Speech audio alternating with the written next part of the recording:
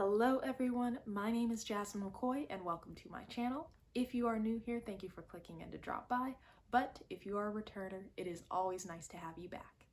This video, I am going to be talking about the activities section of my AMCAS application, which got me into a top 15 medical school. That medical school being Feinberg School of Medicine, the number 13 medical school here in the United States. Now, this section, although it is, in my opinion, 1,000 times better than writing that personal statement, does present a time for you to get a little anxious. Why? Because you need to put in your top 15 activities that marked your undergraduate, your post-bac, or your gap year experiences. And that can be a lot to work with because what 15 things are you going to talk about that mark who you are? What you did, the experiences that you had, the leadership, the community service, the awards you won. It is a lot. And with each of those 15 activities you are able to put in, there are 19 possible categories that you could connect that activity to. So obviously with 15 slots and 19 categories, you can't reach all of them. The math isn't mathing. But you do want to make sure that you have a wide range, show that you are a well-rounded person. And that is something that I'm going to be kind of talking with you all about today as I go through each of the things that I put into my AMCAS application, as well as the category that I assigned them to, and the amount of hours that you spend on it. So when you go into this section of the AMCAS, you will put in a whole lot of things. This is still a lot of writing, but to me it was better than the personal statement. So you put in the title that you held for this thing, or the title of the award, whatever it might be. You assign it to a category, you put in the amount of hours you spent on it. If you plan on continuing this thing after your application, how many more hours do you plan on spending on it? As well as putting in a contact person, like a supervisor. You will have to put in a phone number and an email in case someone on an admissions committee sees one of your activities and wants to talk to that supervisor, get more information, and see from their experience what it is that you were doing, if it was even real. Did you really get that many hours? You see what I'm saying? So in each of these sections, you will have some that you are only able to put 700 characters for. But for 3 of them, you will be able to indicate that they are your most important activities. And for your most important activities, you will be granted an extra 1,325 characters to explain why it was important. What else did you learn? How is this experience going to prepare you for medical school and being a great physician? So use those wisely because you only get those extra 1,325 characters for 3, your most important 3 activities out of those 15. So without further ado, let's get into the activities that I put on my AMCAS application, which got me into a top 15 medical school. But wait, before we get into that, if you're not subscribed, you can fix that now by going to the button in the bottom right-hand corner and just click it. It doesn't cost you anything. It only takes a couple of seconds. In no particular order, the first thing that I had was ARVO 2020.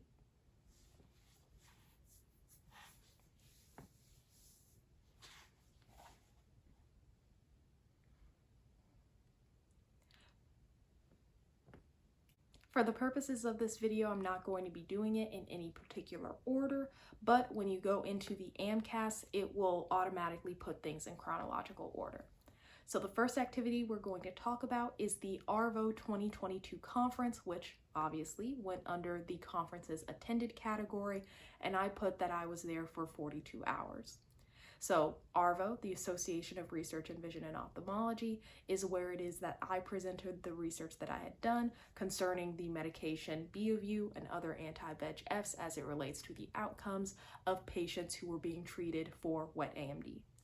And at the time of going to and doing the whole AMCAS application, I had not yet gone to the ARVO 2023, but I did indicate in the little section about what it is I did at ARVO, that I went there and I was planning on going again in 2023. Activity number 2 was the Fashionably Greek Inaugural Scholarship, which went under the Awards, Honors, and Recognitions category. And for this, I put that it took me 250 hours to achieve.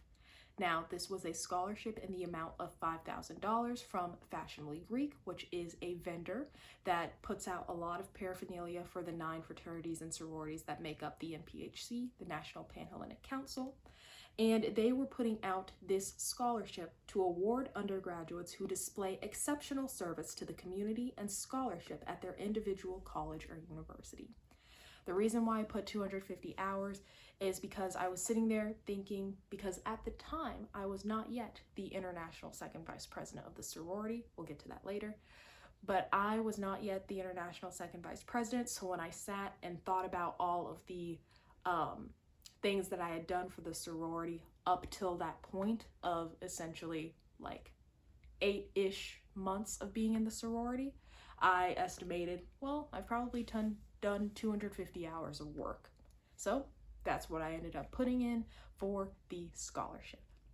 Activity number 3 is South Africa Summer Research Intern.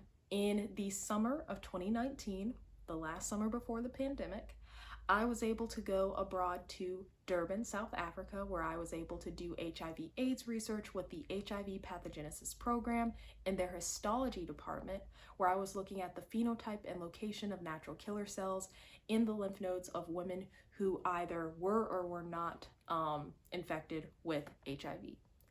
So for that, I put into the research lab experience category for 450 hours.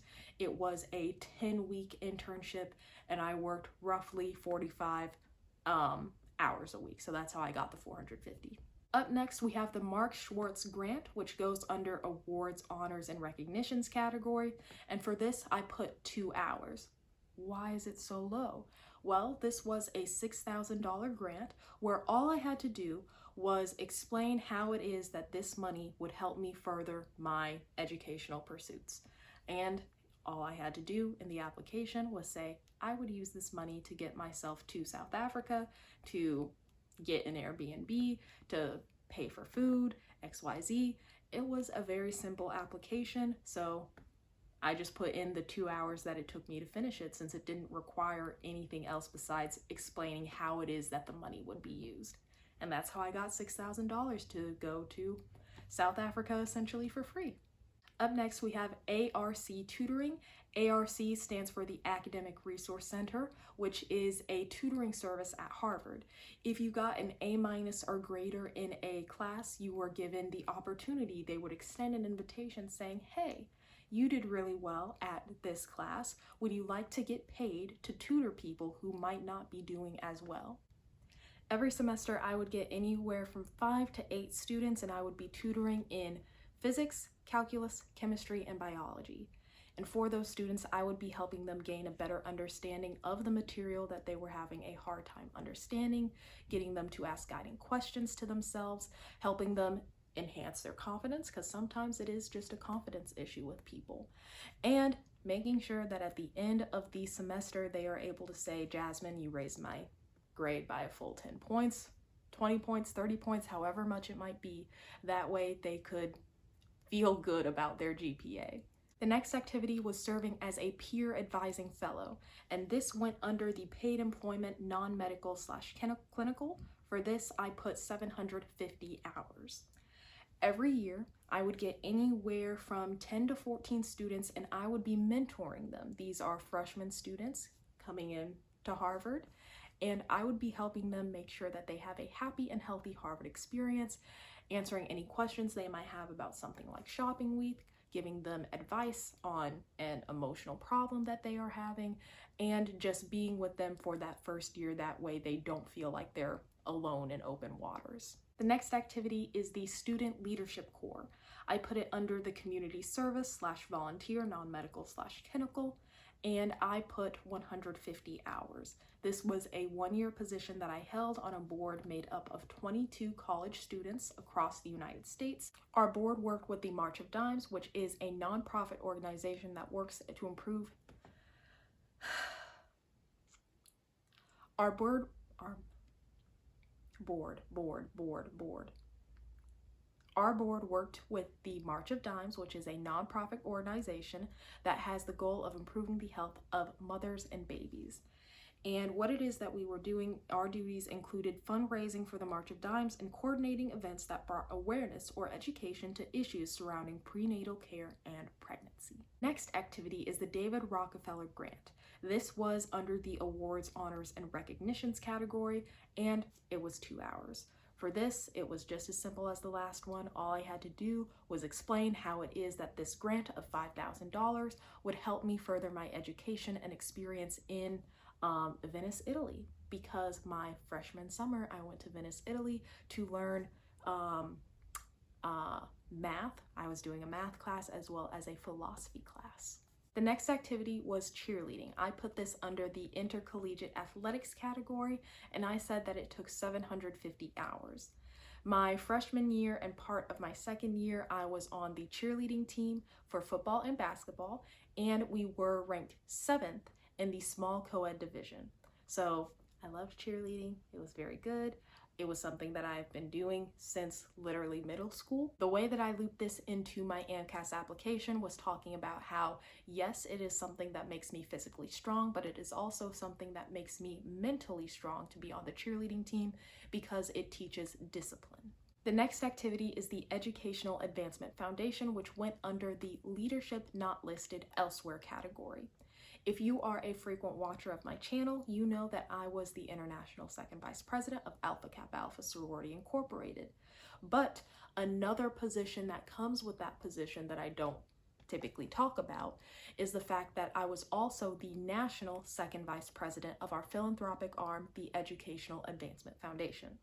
The Educational Advancement Foundation is what gives out and is responsible for dealing out all of those scholarships, grants, and fellowships that we have. It is a multi-million-dollar foundation that gives out hundreds of thousands of dollars every single year, not only to members of our sorority, but people in the community and other organizations that are responsible for feeding certain communities, housing certain communities, whatever it might be. So we give it to members of the sorority, individuals in the community, and organizations in the community. Up next, we have the first year urban program, which I put under the community service, non-medical/clinical, and it was 168 hours because it was a full week-long experience where I was able to come to Harvard a week early and meet other racially diverse students, and we were able to go and do community service out in many of the suburbs that make up Boston. So my group was organized to go to the Jamaica Plains neighborhood, and what we were doing is we were cleaning, beautifying, and just doing some general upkeep for a community center in the Jamaica Plains neighborhood. And now we are up to the final three, the top 3 things that I listed as being the most important to my activities section, the ones that I was able to write a little bit more about, so I will talk a little bit more about them. And this shouldn't be a surprise, but one of the ones that made it up there was Alpha Kappa Alpha Sorority Incorporated. I mean, the pink, the green, the lamp, it is there. So in Alpha Kappa Alpha Sorority Incorporated, I came into the sorority in the fall of 2018. I was able to serve as a leadership fellow in 2019 in the summer. I was also able to be the vice secretary and the co-chairman of undergraduate activities for the North Atlantic Regional Conference in 2020. I became the international second vice president of the entire sorority in 2020, from 2020 to 2022, and also being a part of that, the national second vice president of the Educational Advancement Foundation. I was able to go and speak to Vice President Kamala Harris. I was able to be a part of a panel discussion with the CEO of Ebony Magazine. I was able to raise $40,000 for the Educational Advancement Foundation for undergraduates with the selling of our PPE kit. I was able to do so many things, and I was able to talk about that in my activities section. So this obviously went under Leadership Not Listed Elsewhere, And when confronted with having to put an actual number of hours for this, I don't know how I came up with it, but I put 4,500 hours. And that kind of makes sense because they're at the beginning when I was just a normal, regular schmegular member. I wasn't doing as much as when I was the international second vice president, going to a regional conference where from Thursday through Sunday, I was literally on all the things, going to every activity, giving 3 different speeches, presenting awards. It was a lot. So somehow I came up with 4,500 hours, and that was one of my most important activities. The next important activity was serving as a RACI technician. RACI standing for the Retina Associates of Cleveland Incorporated, where I am an ophthalmic technician. And what does that entail? Well, it means that I am getting clinical experience. Paid employment, medical clinical is the category that I put it up under, and I am getting a lot of experience. I said that I do roughly 2,250 hours of work a year for this. And what does a typical workday entail? Well, I'm someone who is there in the examination room with the doctor as they are looking inside the patient's eye saying, oh, there's a tear at 12 o'clock, or oh, there is subretinal fluid from 1 to 3 o'clock, or your diabetic retinopathy has flared up again, it's gotten worse, we need to get you an injection. Jasmine is going to get you ready for that. I am going to numb the patient, I am going to pull their medication from the fridge, I'm going to take it out of POTUS, and I'm going to set it all up for the doctor to do the actual injection. There have been many times where the patient is going, are you doing the injection? And I'll say, no, but I probably could do it by now because I helped with thousands of injections. And sometimes we also do laser. So if a patient needs laser, I'll take them down to the laser room, turn the machine on, get in the correct settings for the doctor, and then the doctor will come in and go with the little laser. Or I'm getting the patient signed up for surgery. So that's what I do at work. It's really fun. I'm able to help people. I'm able to also, there are so many patients in these last couple weeks of work that I was able to see who have been with me, who I've been with them for essentially like a year and a half. Because I've been working there for such a long time, I've been able to make friends with so many patients and update them on my application to medical school. So for many people, I've been able to say, I'm finally leaving, going off to medical school. This is the last time you'll see me, but it has been an honor to be a part of your care, and I hope that we cross paths sometime in the future. So that was the second most important activity. And the third most important activity that I put in my activities section is serving as a RACI Novartis researcher. So at the time of putting this in, I was not yet published, but I did make sure to let them know that I had submitted my research for publishing. I put this up under the research/lab category, and I said that I spend roughly 200 hours per year on it. So this is the research that I do that got me to ARVO 2022 and ARVO 2023, and I put it as something very important to me because never before had I been able to be a part of research, to be looking at patient data, to be looking at their subretinal fluid, their visual acuity, their injection interval, all of those things that I was able to condense into posters that I was able to present for 2 or 3 hours at a time, answer questions on, and be able to have that interface with the research side of medicine was very important to me. And that's it. But if you've been counting, you're probably going, what's the 15th one? I didn't have a 15th one. You don't need a 15th one. Those 15 slots for activities, it's just a maximum. You don't need to put exactly 15 activities in. I could only think of 14 things that were important enough for me to include on my AMCAS application. So that's what I did. I didn't put in anything else that didn't matter as much to me. So there you go. My 15, which is really 14, activities that I put on my AMCAS application that got me into a top 15 medical school. And here is all of the categories that I was able to get into. So obviously I can't get all 19, but I was able to get in multiple categories, showing that I am a well-rounded student, that I have multiple passions, multiple activities that I am a part of, and that I am able to balance things. So thank you very much for watching, and I will see you in the next video. Bye.